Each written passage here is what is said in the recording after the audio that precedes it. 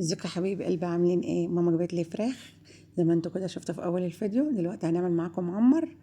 دلوقتي معايا خرطة جبنة، دي ملح وسكر، نص معلقة ملح ونص معلقة سكر، ومعايا سمنة بلدي زبدة، ومعايا قشطة وزبادي، علبتين زبادي.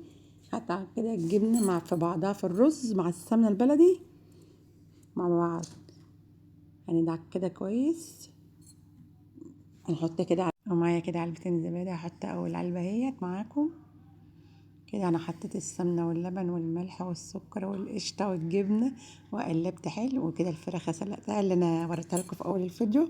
ربنا يخلي لي ماما حبيبه قلبي ويشفيها لي يا رب. هي اللي بعت لي الفراخ ديت، هي تعبانه، ادعوا لها بالشفا. ودي تعلم ماما حبيبه قلبي، ربنا يخليها لي يا رب.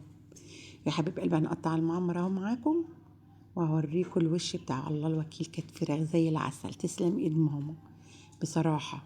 ودي طريقة ماما في المعمر، ربنا يديها الصحة ويخليها لي يا رب. والرز كان مفلفل، وحطيت بالحق شوية زيت يفلفلوا ايه معايا المعمر مع السمنة البلدي كده.